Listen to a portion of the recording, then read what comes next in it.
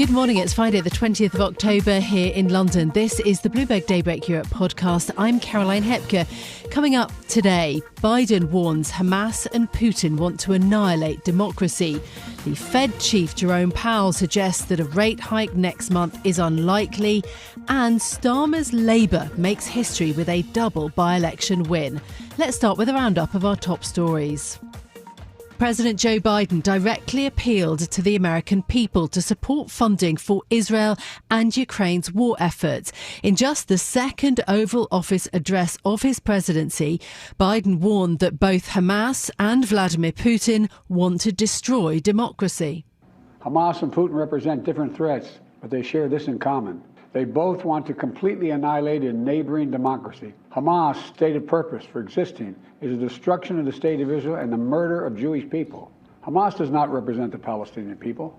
Hamas uses Palestinian civilians as human shields, and innocent Palestinian families are suffering greatly because of them. Meanwhile, Putin denies Ukraine has or ever had real statehood. I know these conflicts can seem far away, and it's natural to ask, why does this matter to America? You know, history has taught us that when terrorists don't pay a price for their terror, when dictators don't pay a price for their aggression, they cause more chaos and death and more destruction. So President Biden, his 15-minute address precedes a formal White House request for $100 billion from Congress for Israel, Ukraine, Taiwan and the US's southern border.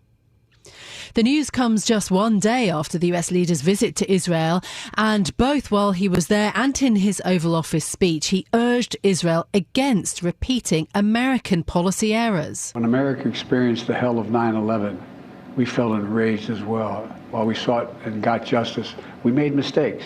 So I caution the government of Israel not to be blinded by rage. Those comments come as reporting from Bloomberg uncovered the impact that the United States is having on Israel's likely Gaza ground invasion. 3 senior Israeli officials, speaking on condition of anonymity, say that the role and influence of the US in this war against Hamas is deeper and more intense than anything Washington has done in the past. In a first, Biden and Blinken sat in on Israel's war cabinet meetings, helping Benjamin Netanyahu, also the Israeli defense minister and opposition leader, to assess and to plan. The US leader also said that he had spoken with the Israelis about various, quote, alternatives regarding the ground war because of concern over civilian casualties and an expansion of the conflict. Meanwhile, the UK Prime Minister Rishi Sunak is in Saudi Arabia to discuss the Israel-Hamas conflict. The trip comes after the Prime Minister visited Israel, where he also met with Prime Minister Netanyahu and welcomed a plan to allow aid into Gaza, with reports suggesting that that could happen today. Dr. Mohammed Quandel is the emergency director at the Nasser hospital in the territory. We are in very difficult situation. It's catastrophic. It's terrible and horrible. No words can describe it. Those comments from Dr. Mohammed Quandel come as Egypt's foreign minister said that the distribution of aid to the Gaza Strip should be, quote, uninterrupted and continuous. The Hamas-run health ministry there says that more than 3,700 people have now been killed in Israeli bombings. That's after the October 7th assault on Israel by Hamas, which killed more than 1,400, the largest loss of Jewish life since the Holocaust. Now, in other news this morning, Jerome Powell signalled that the US central bank is inclined to hold interest rates steady again at its next meeting. We have to use our eyes and a little bit of risk management and patience in slowing down the pace to make sure that we are seeing the full effects. And I think, again, that's part of why we've slowed down this year. We went very quickly in 2022 to catch up to where we needed to be, and now we're moving carefully with these decisions. Fed Chair Powell's use of the word carefully comes as rising bond yields are tightening financial conditions, and he called geopolitical risks, quote, highly elevated. Yields on 2-year treasuries declined after Powell spoke, whilst 10-year yields paired an increase that pushed them close to the 5% mark. Elsewhere in corporate news, UBS is reportedly poised to start its next wave of job cuts at Credit Suisse, targeting about 10% of support staff. According to Financial News, the losses will likely focus on areas including compliance, risk and marketing. The publication says that the Swiss bank has informed employees that the reductions will start on the 6th of November. The Labour Party has won 2 normally safe Conservative seats in one of the largest voter shifts in UK election history. New MPs Sarah Edwards and Alistair Strathern overturned normally highly safe majorities of more than 20,000 in special elections yesterday. For Edwards, it was a clear sign of the current government's failings.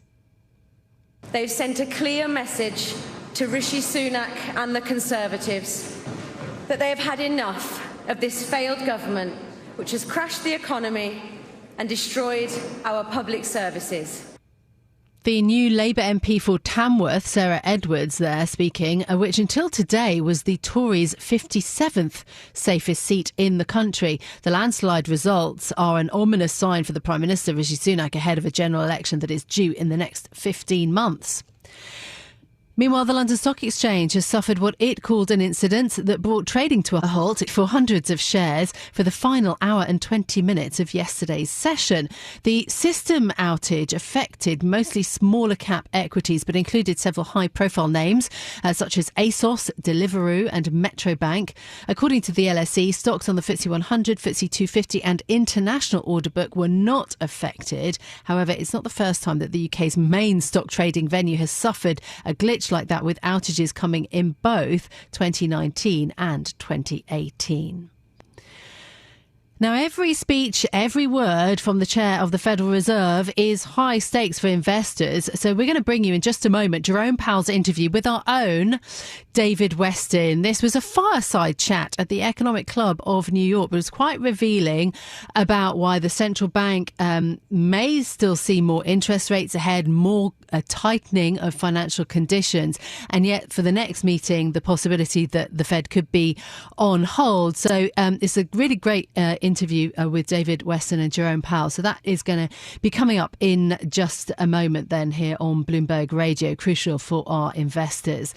Now, let's also think about the address then from President Biden, a 15-minute address, very unusual, only the second of President Joe Biden's presidency. He appealed directly to the American people to support funding both for Israel and also for Ukraine's war efforts, warning that Hamas and Putin present parallel threats to American democracy. Joining me now to discuss is Stuart Livingston-Wallace, who is Bloomberg's head of coverage for the Middle East and North Africa. Good morning, Stuart. Thank you for your time. Biden's address, trying to convince Americans about why they should support Israel and Ukraine. How did he frame it as he tries to get funding from Congress? It was focused on American democracy, but also on global democracy. Again, how did he frame this speech? Yeah, good morning, Caroline. Yeah, he sort of wrapped it all up together and basically put Hamas on a par with Putin and others, and sort of said this was a threat to U.S. democracy. So it is very much a global idea, and really the idea behind it, or at least what we will get in practice, is a demand or rather a request for $100 billion in resources, and that will be channeled towards Israel, Ukraine, Taiwan, and the U.S. southern border. So it's all sort of wrapped up in one big idea that what's going on in Gaza and southern Israel is part of a global picture of threats to U.S. interests. Bloomberg is reporting that the US is having impact on how Israel actually proceeds with its aim of trying to eradicate Hamas in Gaza. Yeah, and I would take it beyond that. I mean, I think we've seen the steady stream of G7 leaders make their way to Israel over the last, what would be 10 days or so. And I think really the attempt there is to figure out twofold. Number one, what a ground war might look like and how it might be carried out, but also more importantly, how you contain that situation. So you have seen, for instance, an increase in attacks on US bases in Iraq. You've seen some missiles fired from the Houthis in Yemen heading towards Israel. They were intercepted. You've seen rocket attacks coming across from South Lebanon, and I suppose more as a precautionary thing than anything else. You have seen some Israeli diplomats pulled out of consulates and embassies across the Middle East, notably in Turkey yesterday. So all of that, I think, is sort of part of one picture of trying to contain that situation and making sure it doesn't spread too far. But if you look at the reaction that you've had from the Arab world or the Arab capitals, they started off, I would say, softly by historical standards, and they've got increasingly forceful in the last several days, particularly after, one or two incidents that really have sparked a degree of anger within those populations.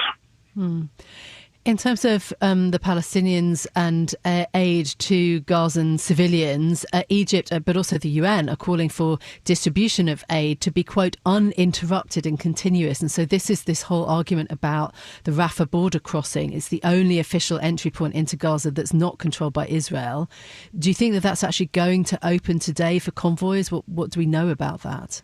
It seems very unlikely it will be today. That doesn't mean it won't happen, but the reporting out there, not just from ourselves, but from other media, is that the weekend seems more likely. Now, you can hear a certain hesitancy in my tone because really no one knows.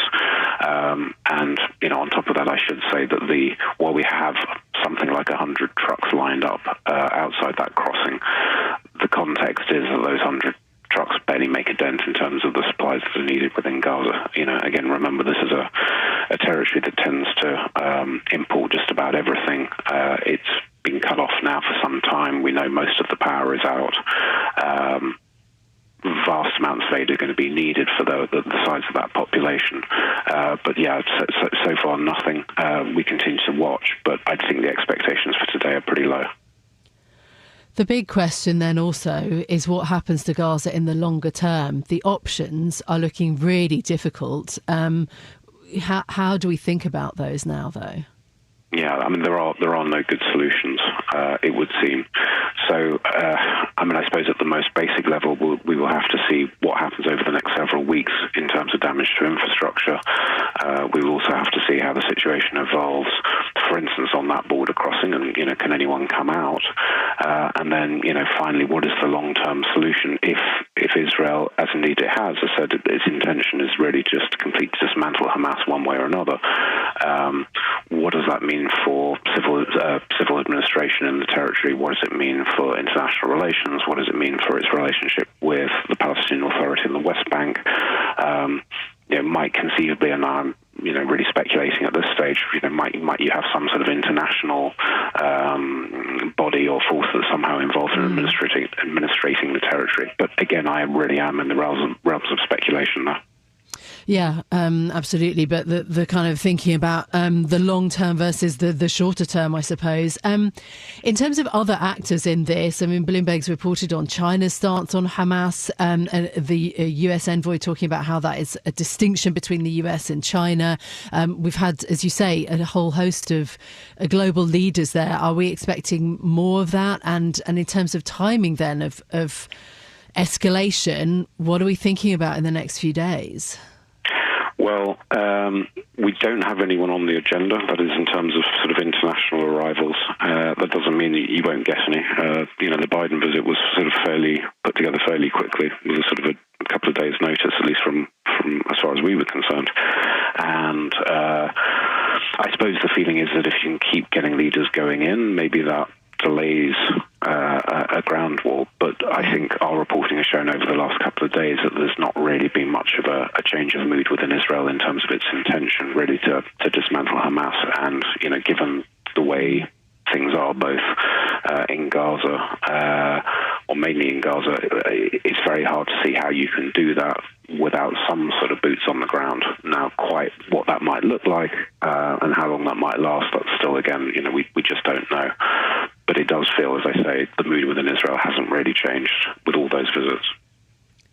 Yeah, the global ramifications. If this, if this is basically a second major war for President Biden, for example, in the last couple of years, but obviously for everybody in the world, this is a second huge war. This has economic impact. It certainly is having an impact on the oil price. How are we thinking about that sort of transmission mechanism into investors? Yeah, I think really it comes down to whether this spreads. So was it yesterday or the day before? We had Iran sort of calling for a boycott on oil sales to Israel. Now, within the scope of the oil market, that's a rounding error. But it sort of, again, set off those concerns that this might escalate, this might spread wider. And, thinking particularly about this region, it is primarily of importance for two things. One is energy supply, number two is shipping lanes. And that's hugely important. A vast amount of the world's trade goes through this region. So in a scenario where the conflict spreads to other countries and other bits of the region, and you have any sort of disruption to shipping, that obviously has an immediate inflationary impact. Again, though, at this stage, it's very much concerns rather than any actual fact. So you've seen, just as in the oil market, for sure, we're up another % or so today. But I think if those fears really do unfold and come true, then you should expect prices to be sharply higher.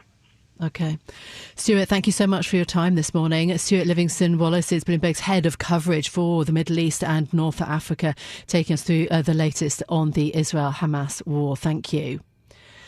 Now, I said that we would be hearing from our interview with the Federal Reserve Chair, Jerome Powell. He sat down for a wide-ranging interview with Bloomberg's David Weston. Powell talking about his outlook for the central bank's policy path as it continues to tighten its cycle, the tightening cycle of rising interest rates. They were speaking just earlier at the Economic Club of New York. We are seeing the effects where we expect to see them, which is interest-sensitive spending and also asset prices to some extent, and the exchange rate, which you're also seeing a strong exchange rate, which is disinflationary. So I don't think there's a fundamental change in the way monetary policy affects the economy. And again, it goes back to just very strong demand. We take the economy as it is. We take fiscal policy and the economy and all the things we don't control. They come to us, and we conduct policy always to achieve maximum employment and stable prices. So we just take what comes.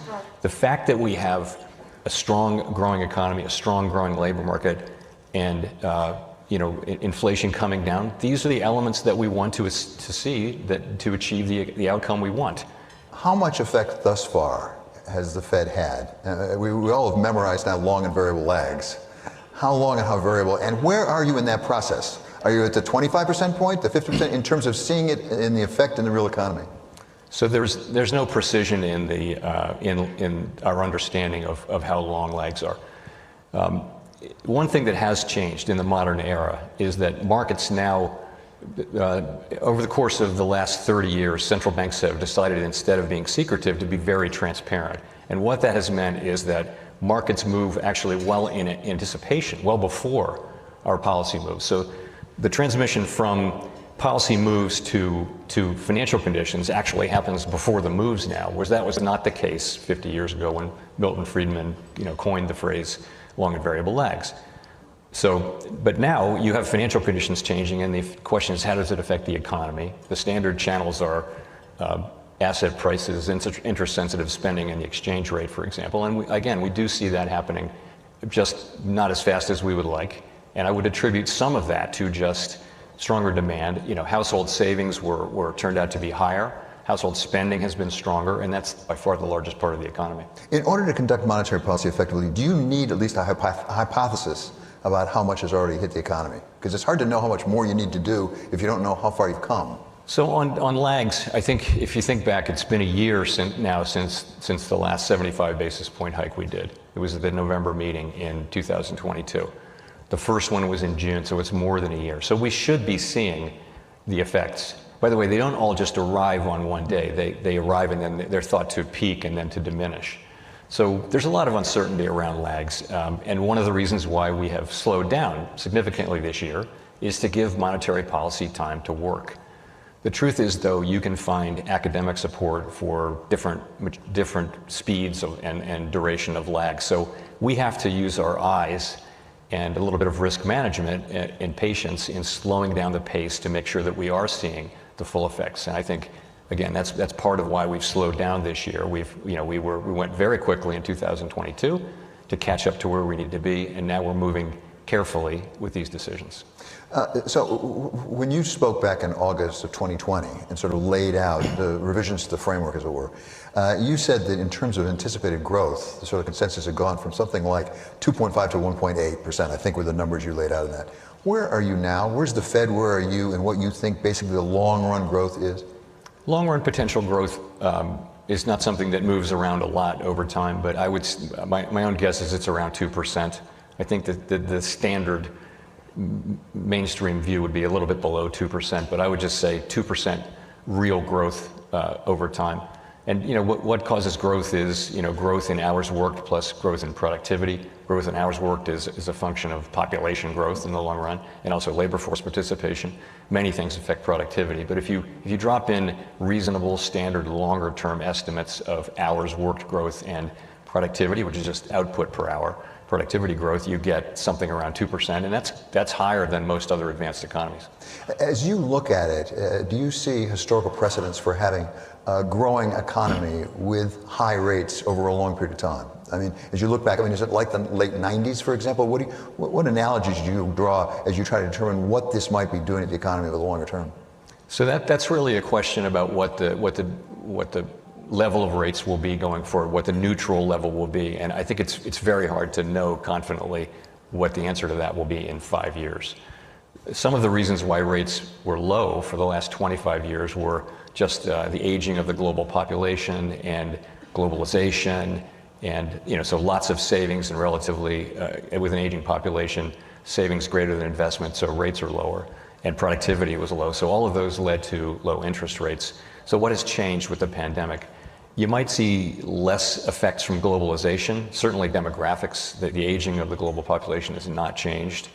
This is a discussion we're having on an ongoing basis. It doesn't really affect current policy, but where will rates settle out? What will be a normal rate? So if a typical Fed tightening cycle would leave you at 5 or 6%, and this is in the before the pandemic and before the low inflation period, you would have had Fed rates in 4 or 5% or even higher frequently. Are we going back to that? I really don't know. I wouldn't want to speculate.